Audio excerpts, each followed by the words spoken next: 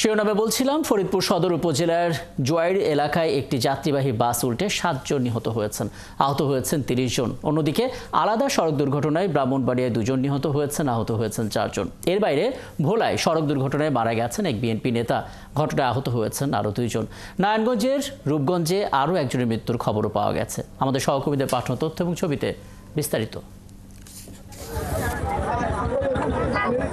মঙ্গলবার বেলা 11:30টার দিকে মকসুদপুর থেকে ছেড়ে আসা একটি লোকাল বাস ফরিদপুরে যাওয়ার সময় জোরাইল এলাকায় নিয়ন্ত্রণ হারিয়ে রাস্তার পাশের খাদে পড়ে যায়।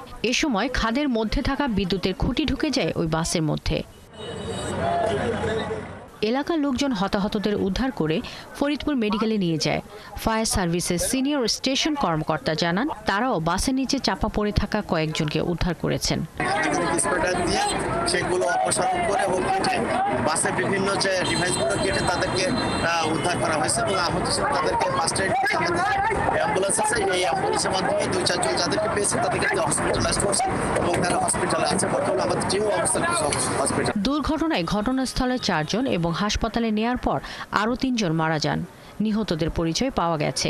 ঘটনাস্থল ঘুরে দেখার পর সহকারী পুলিশ সুপার জানান, বেপরোয়া গতির কারণেই এমন দুর্ঘটনা। আমরা প্রাথমিকভাবে যেটা ধারণা করছি যে ওভার স্পিডে এবং ওভারটেক দুইটা একসাথে, ওভার স্পিডের সাথে ওভারটেকিং করার কারণে সে তার লেন্স চলে গেছে। ব্রাহ্মণবাড়িয়ায় মঙ্গলবার সকালে কুমিল্লা সিলেট মহাসড়কের রামরাইল এলাকায় একটি অটোরিকশার সাথে যাত্রীবাহী বাসের সংঘর্ষ হয়। এতে ঘটনাস্থলে 6 জন আহত হয়। তাদের উদ্ধার করে সদর হাসপাতালে নেয়ার পর সেখানে 2 জন মারা যান। মঙ্গলবার সকাল 7টার দিকে ভোলা সদর উপজেলার আলীনগরের মাদ্রাসার কাছে নিয়ন্ত্রণ হারিয়ে 3 আরোহী সহ একটি মোটরসাইকেল খাদে পড়ে যায়। পরে তাদের 3 জনকে উদ্ধার করে হাসপাতালে নিলে একজনকে মৃত ঘোষণা করেন চিকিৎসক। নিহত ব্যক্তি দৌলত খান উপজেলার চরশুভি ইউনিয়নের 6 নম্বর ওয়ার্ড বিএনপির সাধারণ সম্পাদক হুমায়ুন কবির। এছাড়াও মঙ্গলবার দুপুরে নারায়ণগঞ্জের রূপগঞ্জের বরাবতে প্রাইভেট কারের ধাক্কায় আনোয়ার হোসেন নামে কুরিয়ার সার্ভিসের এক ডেলিভারি ম্যান মারা গেছে। শাকিলা শম্পা, ৭১। ফরিদপুরের ঘটনার আরেকটু বিস্তারিত আমরা জানতে চাই। আমাদের সঙ্গে হাসপাতাল থেকে যুক্ত হচ্ছেন সহকর্মী মনিরুল ইসলাম টিটো। মনিরুল ইসলাম টিটো, আমরা 30 জনের আহত হওয়ার খবর পাচ্ছিলাম। তাদের শারীরিক কি আপডেট আসলে চিকিৎসকরা জানিয়েছেন? কতজন আসলে গুরুত্বপূর্ণ অবস্থায় রয়েছে একটু জানাবেন, এবং যারা আসলে মারা গেছেন 7 জন, তাদের মরদেহ হস্তান্তর করা হয়েছে কিনা? রাকিব, যেমনটি বলছিলেন, আমি এই মুহূর্তে রয়েছি ফরিদপুর মেডিকেল কলেজ হাসপাতালের সামনে এবং কিছু সময় আগে ঠিক এই জায়গা থেকেই যে 7 জনের মরদেহ সেটি হস্তান্তর করা হয়েছে। আমি কথা বলেছিলাম ভাঙা হাইওয়ের পুলিশের অফিসার ইনচার্জ মোহাম্মদ রকিবুজ্জামানের সাথে। তিনি জানিয়েছেন যে আইনগত সকল প্রক্রিয়া শেষ করে তাদেরকে তাদের স্বজনদের কাছে হস্তান্তর করা হয়েছে।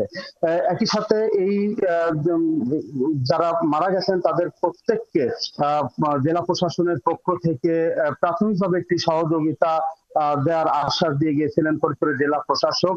আমি কথা বলেছি ফরিদপুর সদর উপজেলা নির্বাহী কর্মকর্তা ইশরাত জাহানের সাথে। তিনি জানিয়েছেন যে জেলা প্রশাসনের পক্ষ থেকে প্রত্যেক পরিবারকে, নিহতদের প্রত্যেক পরিবারকে 25,000 টাকা করে দেওয়া হয়েছে এবং পরবর্তীতে বিআরটিএ এর সাথে কথা বলে তাদেরকে আরো সহযোগিতা করা যায় কিনা সে বিষয়ে আশ্বাস দিয়েছেন জেলা প্রশাসক। এবং এই ঘটনায় কিন্তু এর মধ্যে 7 জনের একটি তদন্ত কমিটি গঠন করেছে জেলা প্রশাসক।